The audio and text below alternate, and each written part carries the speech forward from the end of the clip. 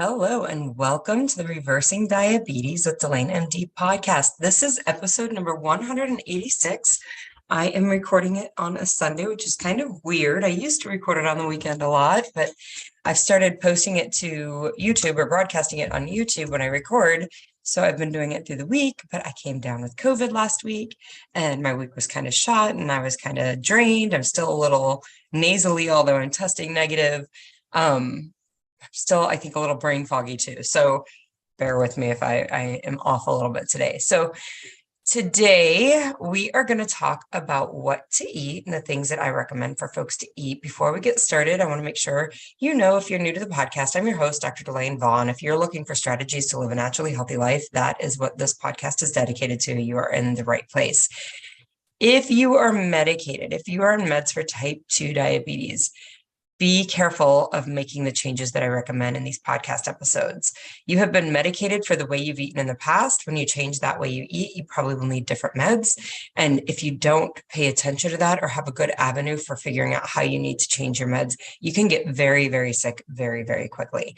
So if you're on meds and you're looking at making these dietary changes, please make sure you have a good relationship with your prescribing physician so you can give them, or your prescribing provider, so you can give them a call and let them know when your sugars are getting low, what do you need to do with your meds to keep yourself safe.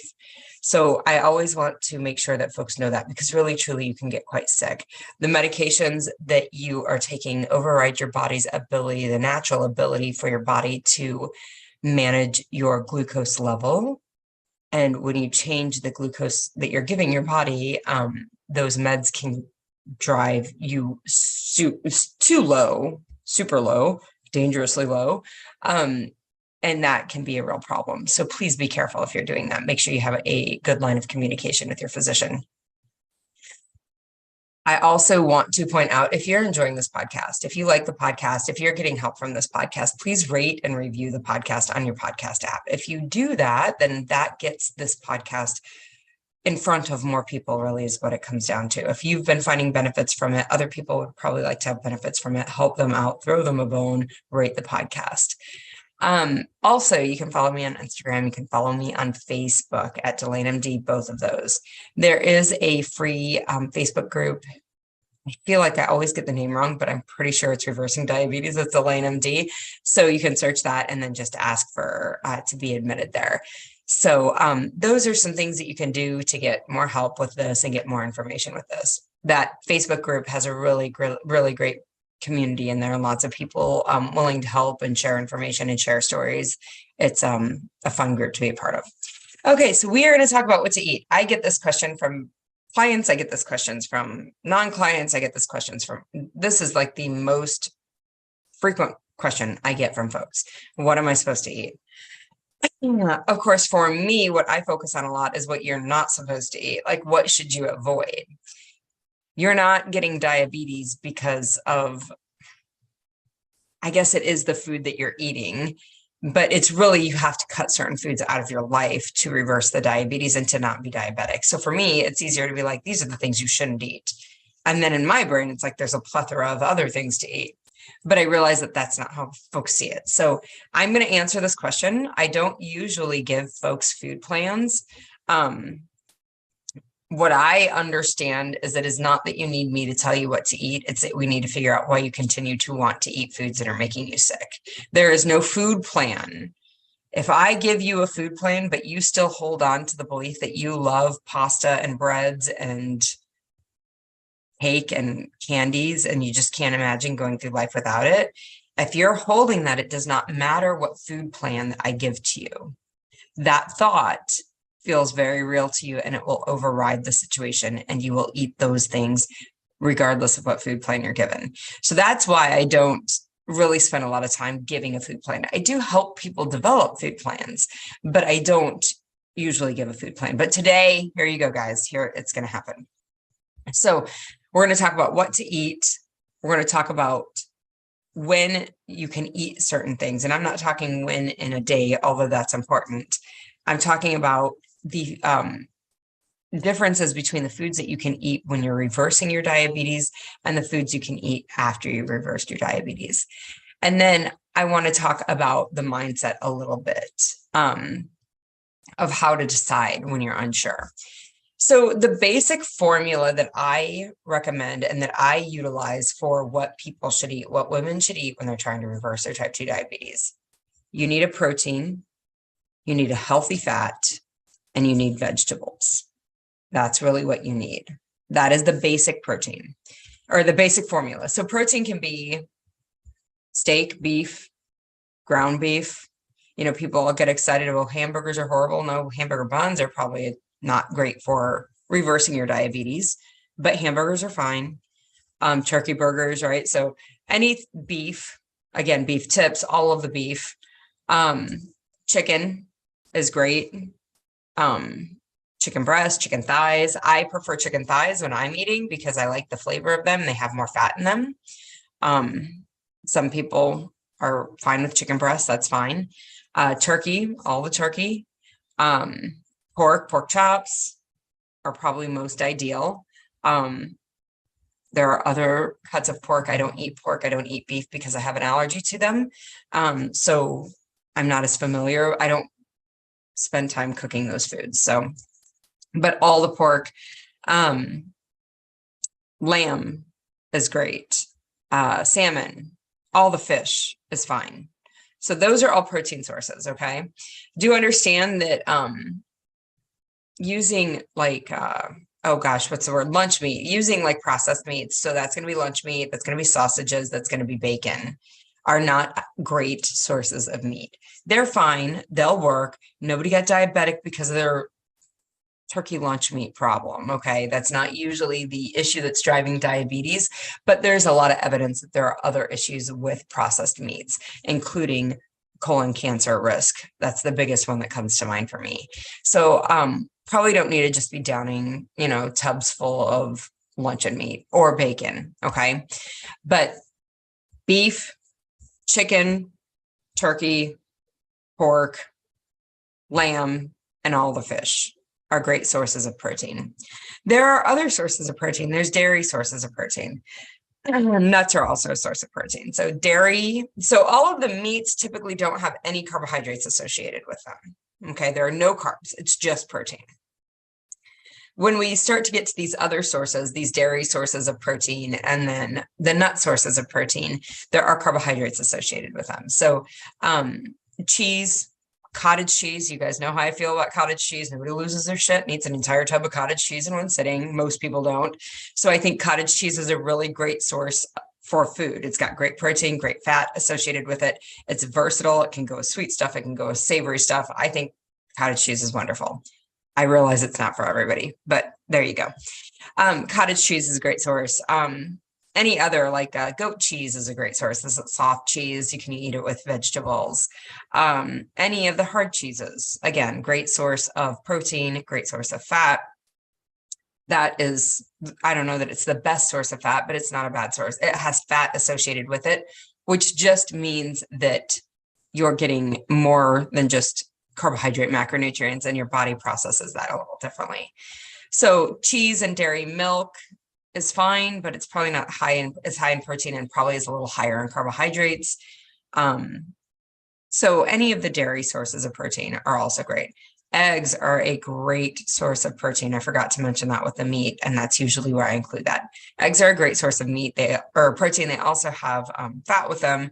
They also have a number of different micronutrients, like choline is what comes to mind for me, that are eggs are high in that, and your body needs it to function correctly. So you have your meats, you have your eggs, you have your dairy, and then lastly, you do have nuts. Nuts are going to have protein, but they're going to have almost as much carbohydrates as they have protein with them. So it's not like eating chicken, right? Where there's just a straight protein, no carbohydrates, kind of a free-for-all.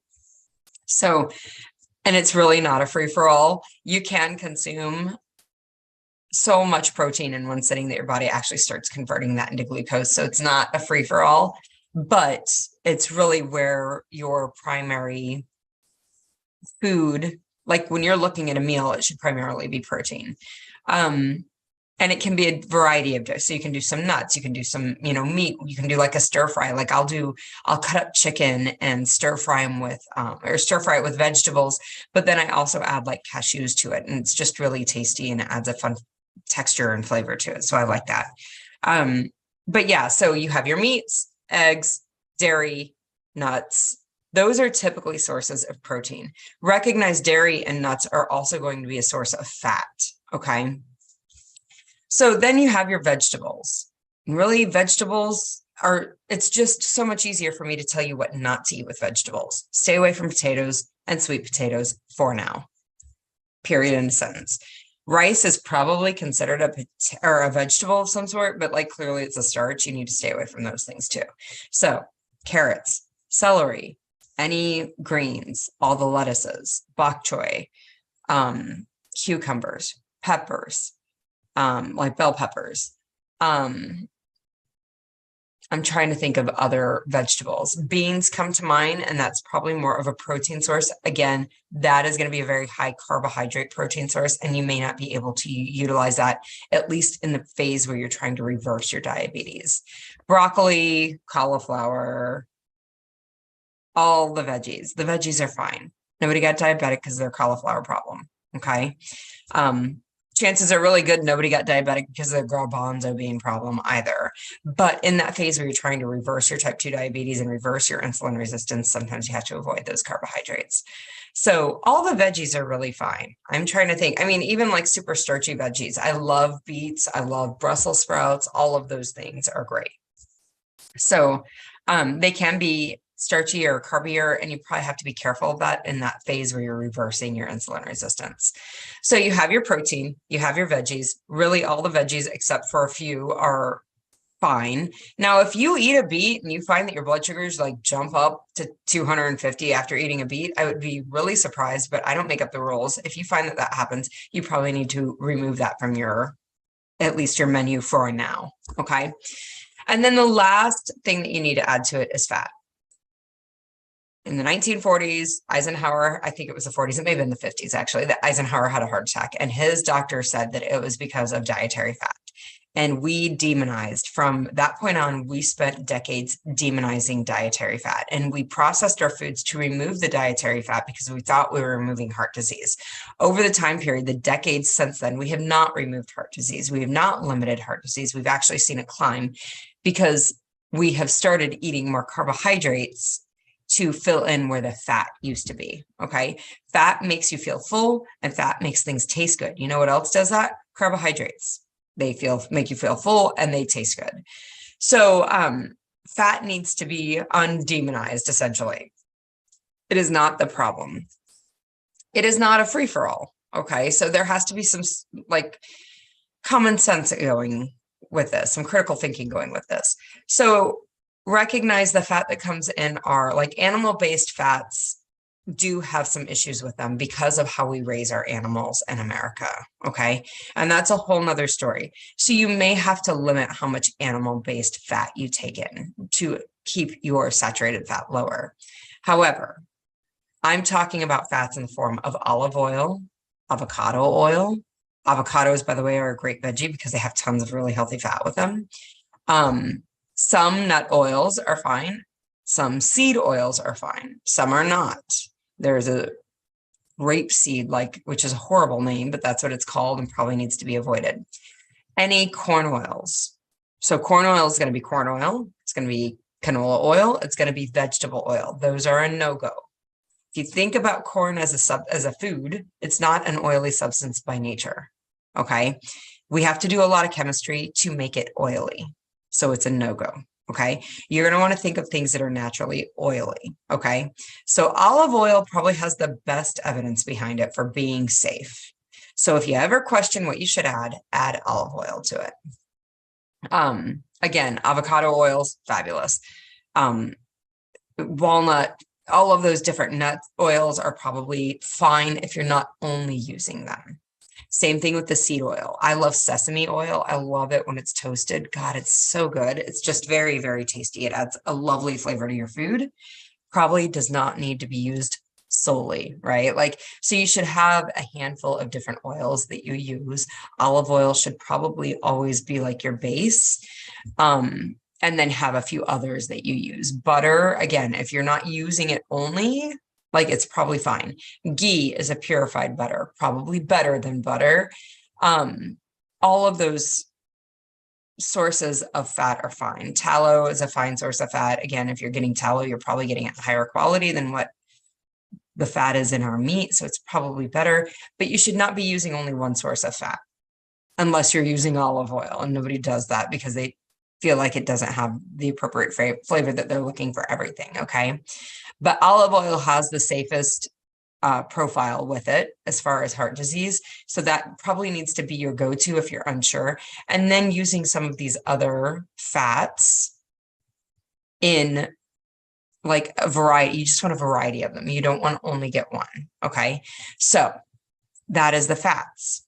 So you have a protein source, a vegetable source, and fats. That's what your basic food formula should be, okay?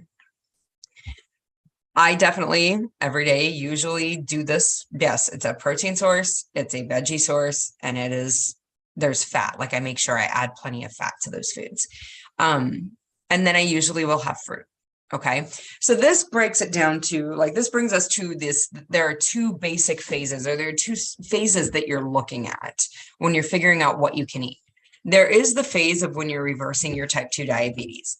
During that phase, when your insulin resistance is being normalized, and remember, insulin resistance is the issue with type 2 diabetes. It is not a blood sugar issue.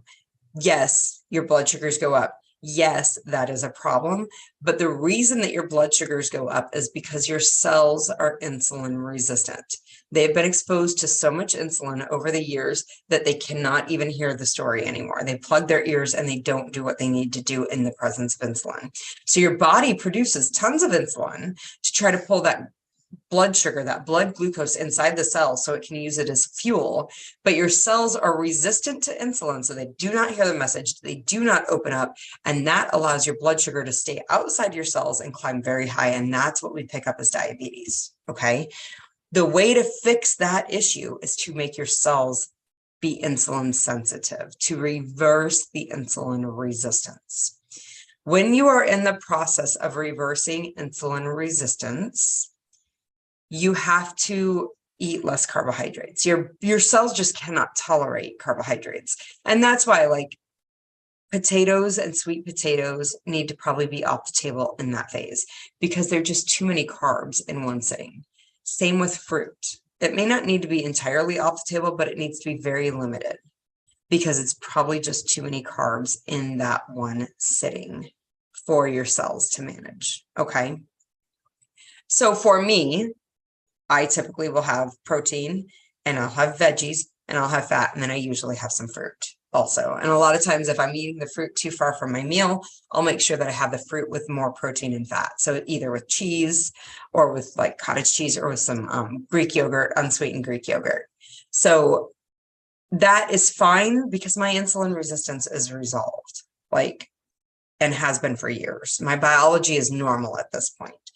In the process of normalizing your biology, you may not be able to handle those. When I was in the process of normalizing my biology, I had to go for months without eating any of those things in order to make my cells, to like normalize my cell function. So that is kind of the two phases we're talking about. If you are in the phase of normalizing your insulin resistance, you really do need to be pretty consistent with protein, vegetables, fat, and then very specific about what your fruits are. So if grapes shoot your blood sugars up, you can't have grapes. That just has to be off the table for a while. It's probably going to be berries, blueberries, raspberries, blackberries, maybe some strawberries. Those are going to be the ones that usually do less of jumping your blood sugars up, okay? So once you've gotten through that phase of reversing your insulin resistance, then you do get some leniency in what your cells can manage is really what it comes down to, is what your cells will respond normally to. So in that phase, you can have more potatoes. You can have more, you can have sweet potatoes. Maybe you can try some quinoa. Maybe you can try some brown rice, some unprocessed brown rice or black rice. Maybe you can try some of those and see what happens. If your blood sugars, if you have a reasonable size of brown rice that is a normal brown rice, like you have a 1/4 cup to a 1/2 cup of brown rice, and your blood sugars jump up, your insulin resistance is not entirely resolved. That's likely what's going on. And all that means is, okay, I had it now and I can't have it for another 4 to 6 weeks, and then I'll try again. Okay. Same thing with grapes. If you're having, 10, 15 grapes, if you're having, whatever number of carbohydrates that is in grapes, probably 20 grams of carbohydrates in grapes, and your blood sugars jump up with that, then it's probably too soon. And you need to go off those and go back onto having berries instead of those higher carbohydrate fruits. Okay. So once you get through that phase of reversing your insulin resistance, and then you go into the phase of like, oh, my biology is normal, I just don't want to re-stimulate insulin resistance, you may be able to eat some different things in that phase. Okay. So lastly, I want to talk a little bit about mindset, about what is causing your diabetes. So your diabetes has not been caused by carrots. It probably has not been caused by regular potatoes, like maybe French fries and tater tots. God, I love tater tots. Those are so good when I was younger. Maybe those things, but usually not a baked potato or not roasted potatoes is not the issue at hand. Okay.